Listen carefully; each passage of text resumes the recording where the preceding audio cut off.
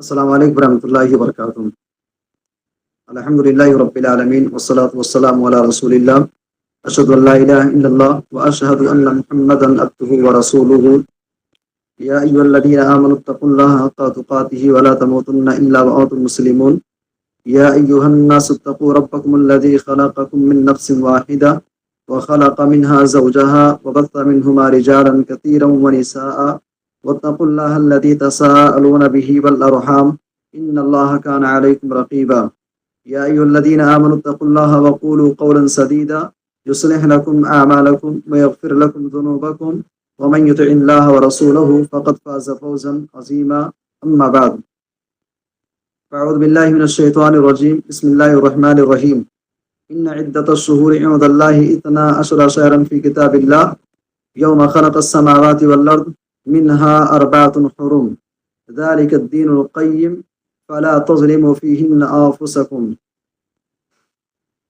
معزز سامعین کرام، دینی و اسلامی بھائیوں، اللہ تعالیٰ کے فضل و احسان سے ایک بار پھر ہم اور آپ سنڈے کی شام سلفی ڈی ٹی وی کے تحت ہونے والے اس آن لائن درس میں حاضر ہوئے ہیں۔ اللہ تعالیٰ سے دعا ہے کہ اللہ تعالیٰ ہم سب کی حاضری کو قبول فرمائے، اور اس دعوتی پلیٹ فارم کے ذریعے جو بھی دینی خدمات انجام دی جا رہی ہیں، جو لوگ اس سے جڑے ہوئے ہیں، جو خدمات انجام دے رہے ہیں، اللہ تعالیٰ ان کی نیتوں کے اندر اخلاص پیدا فرمائے اور مزید ان کو ہمت، طاقت اور قوت دے۔ آج کے درس کا جو ٹاپک ہے ماہ محرم، فضائل و اعمال۔ آپ سب جانتے ہیں کہ اس وقت ہم اور آپ ذی الحجہ کے مہینے سے گزر رہے ہیں۔ ابھی عید الاضحیٰ ہم نے منائی ہے چند دنوں پہلے، اور عید الاضحیٰ جس مہینے کے اندر پڑتا ہے وہ ذی الحجہ کا مہینہ ہے، اور اس کے بعد پھر ذی الحجہ کے بعد ہجری سال کا اسلامی تاریخ کا جو پہلا مہینہ ہے ماہ محرم، اس کے بعد آغاز ہونے والا ہے، شروع ہونے والا ہے۔ ماہ محرم کے فضائل و اعمال موضوع اگر آپ دیکھیں گے تو اس کے اندر 2 چیزیں ہیں۔ ایک ہے کہ ماہ محرم کی فضیلت کیا ہے، اور دوسری چیز یہ ہے کہ اس مہینے کی آمد پر ہمیں اور آپ کو کیا اعمال انجام دینے ہوں گے۔ پہلے ہم بات کر لیتے ہیں فضائل کے تعلق سے۔ بنیادی طور پہ انشاءاللہ 4 سے 5 فضائل میں بیان کروں گا، اور اس کے بعد 4 سے 5 اعمال کے تعلق سے بھی گفتگو کریں گے ہم۔ تو محرم کا جو مہینہ ہے، اس محرم کے مہینے کی سب سے پہلی جو فضیلت ہے وہ فضیلت یہ ہے کہ یہ مہینہ جو ہے، جو آنے والا ہے محرم کا مہینہ، یہ حرمت والے مہینوں میں سے ایک ہے۔ اللہ تعالیٰ نے سال کے جو 12 مہینے اللہ نے بنائے ہیں، ان 12 مہینوں میں سے 4 مہینے ایسے ہیں جو حرمت والے ہیں۔ حرمت والے یعنی قابل احترام ہیں، جو لائق احترام ہیں، جو اس لائق ہیں کہ ان کی تعظیم کی جائے، ان کی توقیر کی جائے۔ اللہ تعالیٰ نے سورہ توبہ کے اندر اسی بات کی طرف اشارہ کیا ہے۔ قرآن کہتا ہے کہ ان عدۃ الشہور عند اللہ 12 شہرا فی کتاب اللہ۔ اللہ تعالیٰ کے ہاں مہینوں کی تعداد، مہینوں کی گنتی جو ہے 12 ہے۔ کب سے ہے؟ یوم خلق السماوات والارض۔ یہ 12 مہینوں کی جو تعداد ہے، یہ ایسا نہیں ہے کہ جب اسلام آیا ہے اس کے بعد اسے یہ گنتی ہے، نہیں، جب سے آسمان و زمین کی پیدائش ہوئی ہے تب سے مہینوں کی تعداد 12 ہے۔ اچھا، اس کے بعد کہا گیا منہا 4 حرم، ان میں سے 4 مہینے حرمت والے ہیں، اور ان 4 حرمت والے مہینوں میں سے ایک مہینہ جو ہے یہ محرم کا مہینہ ہے، اور حرمت والا مہینہ ہے، یعنی اس مہینے کی قدر کی جائے، اس مہینے کی تعظیم کی جائے، اس مہینے کی توقیر کی جائے۔ تو یہ پہلی فضیلت ہے، یہ پہلی فضیلت ہے اس مہینے کی کہ اللہ تعالیٰ نے محرم کے مہینے کو حرمت والا مہینہ قرار دیا ہے۔ ماہ محرم کی دوسری فضیلت، ماہ محرم جو ہے یہ اللہ کا مہینہ ہے۔ اللہ کا مہینہ، دنیا جہان کے اندر جتنی چیزیں ہیں ساری کی ساری چیزیں من جانب اللہ ہیں، ساری اللہ کی عطا کردہ ہیں۔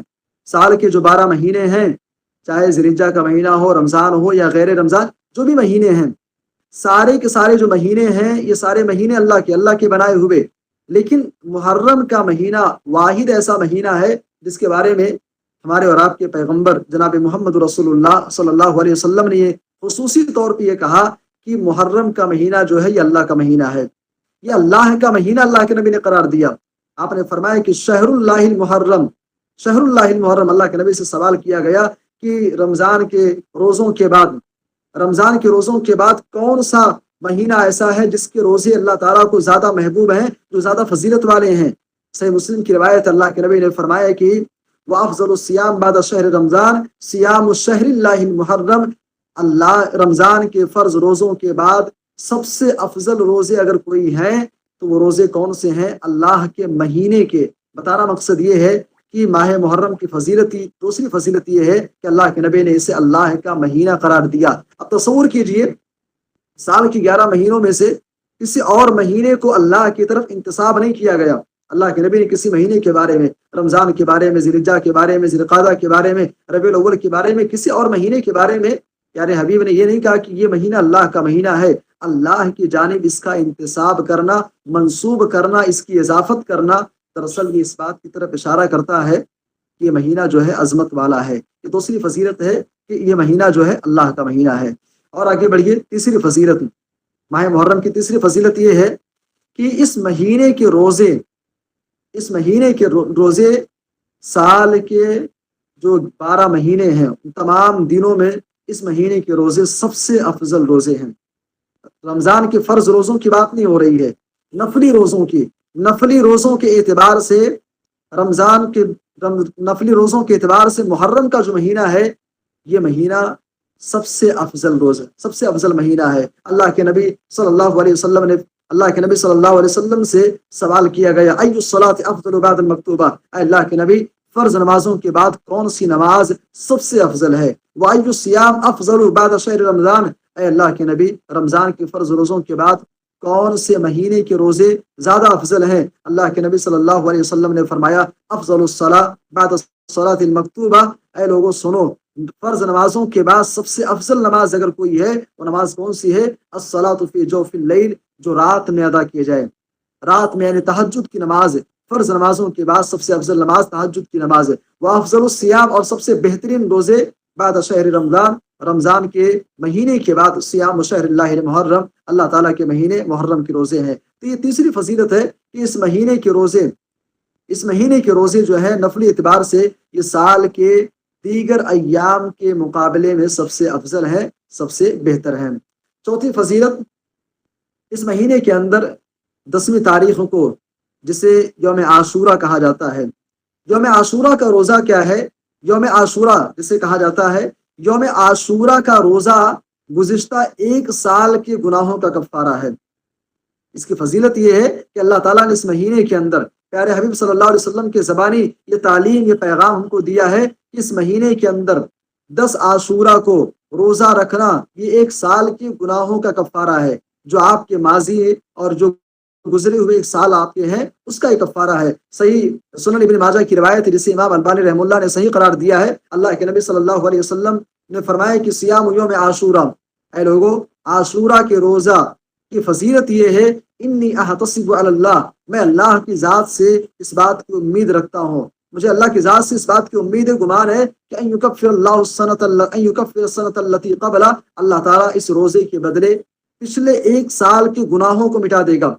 آپ کی زندگی ہماری اور آپ کی 2025 میں ہم چل رہے ہیں، اس سے پچھلے 1 سال ہم سے جو گناہ ہوئے ہیں، یاد رہے کبیرہ گناہ نہیں، جو صغیرہ گناہ ہیں، وہ صغائر جو ہیں وہ چھوٹے چھوٹے گناہ 1 سال کے گناہوں کا کفارہ ہے۔ یہ چوتھی فضیلت ہے کہ اللہ تعالیٰ نے اس مہینے کے اندر ایک دن ہم کو ایسا عطا کیا ہے کہ اگر ہم وہ روزہ رکھتے ہیں تو ہمارے پچھلے 1 سال کے گناہ مٹا دیے جائیں گے۔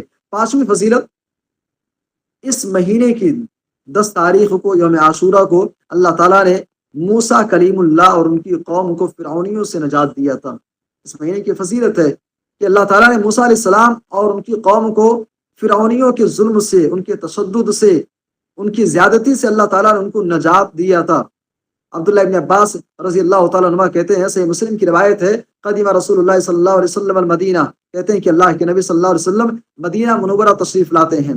جب اللہ کے نبی مدینہ تشریف لاتے ہیں، فوجد الیہود یصومون یوم عاشورہ، اللہ کے نبی نے کیا دیکھا کہ یہود جو ہیں یہاں کے وہ عاشورہ کا روزہ رکھتے ہیں۔ فسئلوا عن ذلک، ان سے پوچھا گیا ایسا کیوں کرتے ہو، یہ روزہ کیوں رکھتے ہو؟ تو انہوں نے کیا کہا؟ کہتے ہیں کہ ھذا الیوم الذی اظہر اللہ فیہ موسیٰ وبنی اسرائیل علی فرعون، یہودیوں نے جواب یہ دیا کہ آج ہی کے دن اللہ تعالیٰ نے موسیٰ علیہ السلام کو اور ان کی قوم بنی اسرائیل کو فرعونیوں کے اوپر غلبہ عطا کیا تھا۔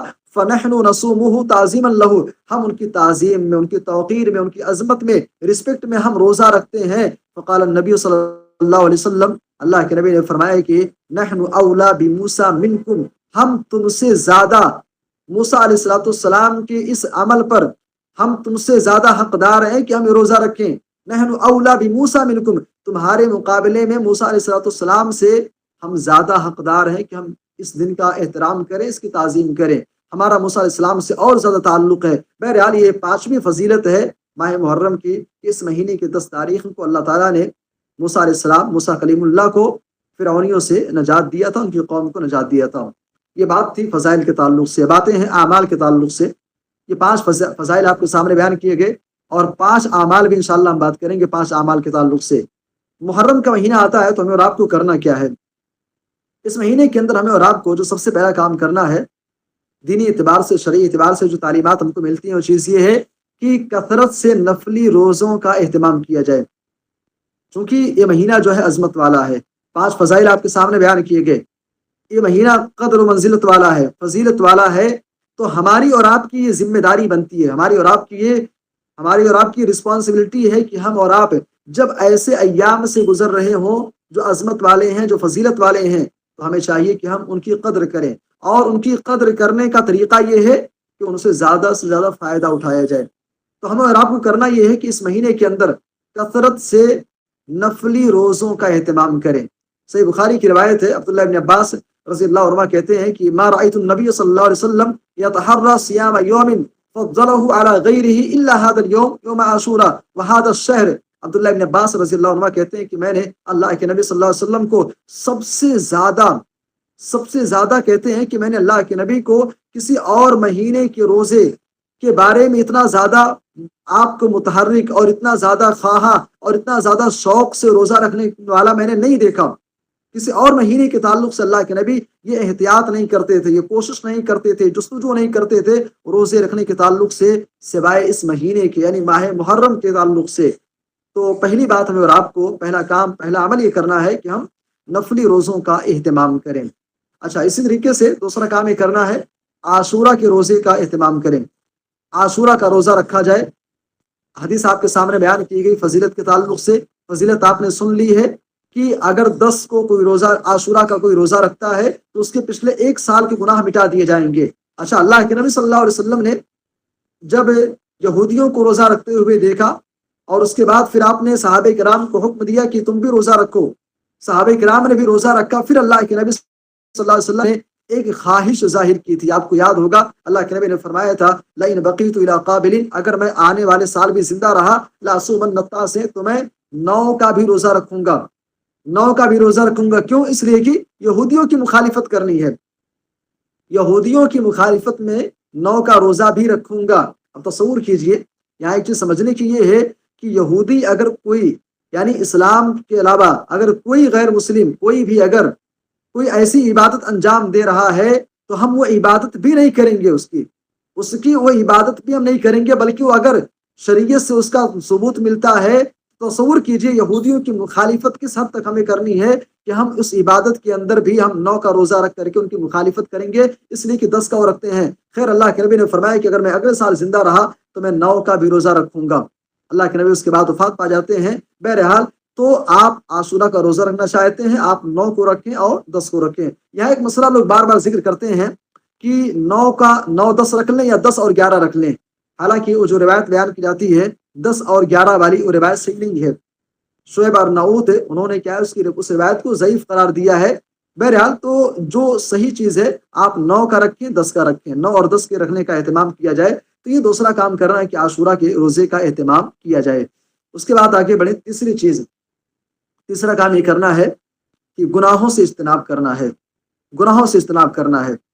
ایک ہوتا ہے کہ انسان گناہ کر رہا ہے، آپ گھر کے باہر، گھر کے اندر یا گھر کے باہر کہیں کوئی غلط کام کرتے ہیں، مثال کے طور پر بیڑی پینا ہے، سگریٹ پینا ہے، جھوٹ بولنا، تمباکو کھانا ہے، یہ ساری چیزیں انسان کیا ہے، بے ایمانی کرنا، مکاری، چوری، ڈکیتی، انسان گھر کے اندر یا گھر کے باہر کر رہا ہے۔ آپ تصور کیجئے اگر میں آپ سے سوال کروں کہ اگر وہی انسان مسجد کے اندر جا کر کے بیڑی پیے، سگریٹ پیے، گالی دے، بدتمیزی کرے، جھوٹ بولے، بے ایمانی کرے، جھوٹا کاروبار کرے، 420 کرے، تو کیا دونوں کا گناہ جو ہے برابر ہوگا؟ بھائی آپ خود فیصلہ کریں گے، آپ کہیں گے بھائی ایک انسان جو ہے گھر کے باہر کر رہا ہے، کتنا بے غیرت اور بے حس انسان ہے کہ مسجد کے اندر آ کر کے ساری حرکتیں کر رہا ہے۔ دونوں کے گناہ میں فرق ہے۔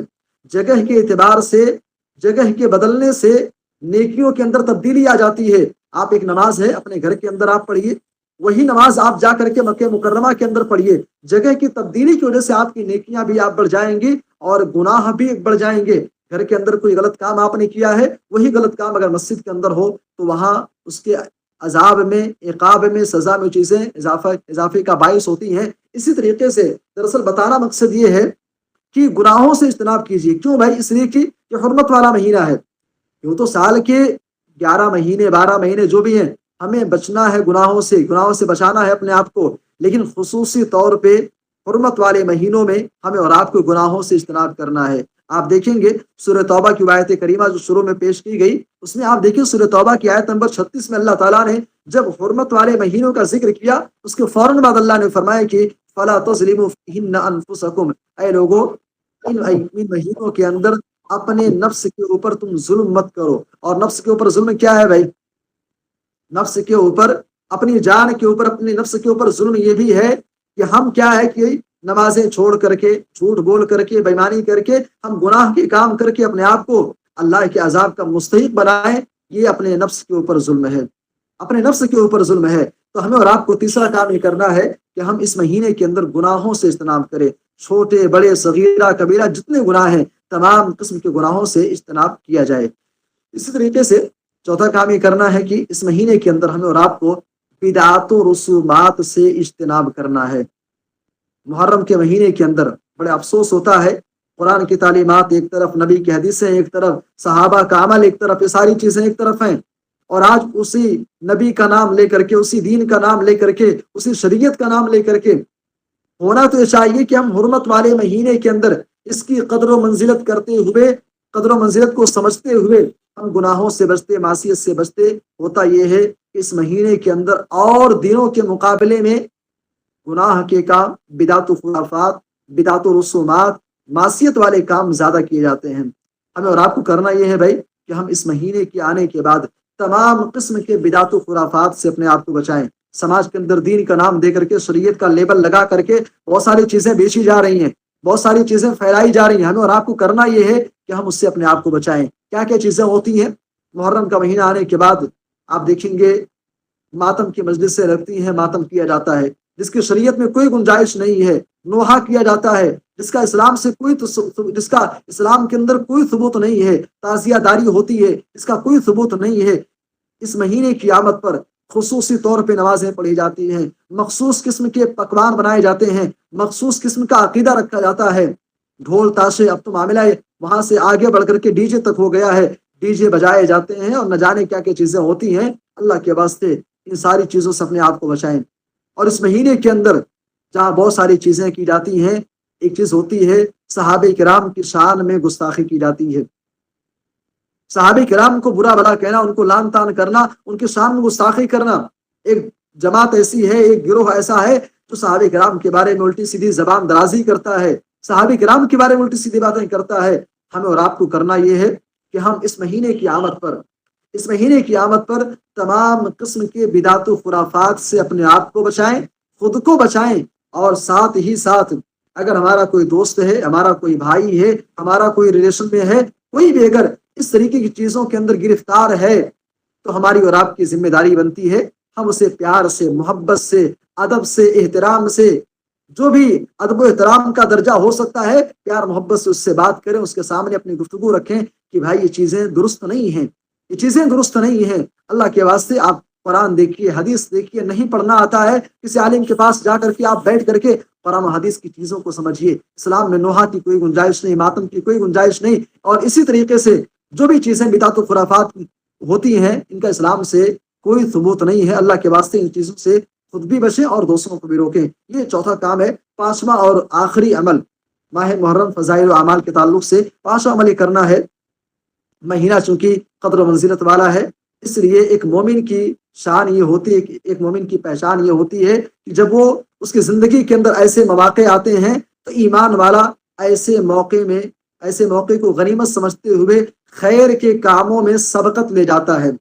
آپ دیکھیں گے صحابہ کرام کی زندگی، صحابہ کرام اس طریقے کے مواقع جب ان کی زندگی کے اندر آتے تھے، رمضان کا مہینہ ہو یا اور جو دیگر نیکیوں کے موسم آتے تھے، صحابہ کرام بڑھ چڑھ کر کے ان کے اندر حصہ لیا کرتے تھے، بڑھ چڑھ کر کے نیکیوں کے کام انجام دیا کرتے تھے۔ بلکہ اللہ کے نبی صلی اللہ علیہ وسلم کی زندگی آپ دیکھیں، رمضان کے بارے میں، اللہ کے نبی کے بارے میں آپ نے سنا ہوگا، اللہ کے نبی صلی اللہ علیہ وسلم رمضان کی آمد پر، رمضان کے مہینے کے اندر اللہ کے نبی صلی اللہ علیہ وسلم جو ہے اجود الناس، اللہ کے نبی لوگوں میں سب سے زیادہ سخی ہو جایا کرتے تھے خرچ کرنے کے اعتبار سے۔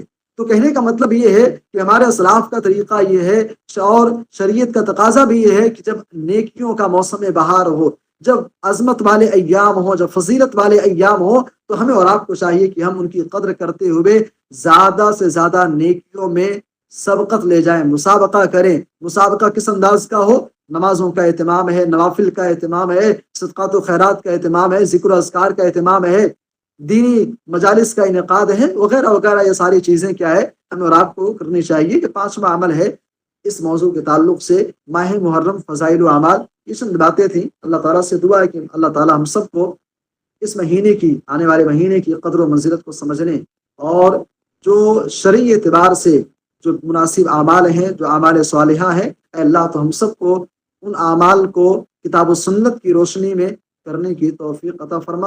آمین، تقبل یا رب العالمین۔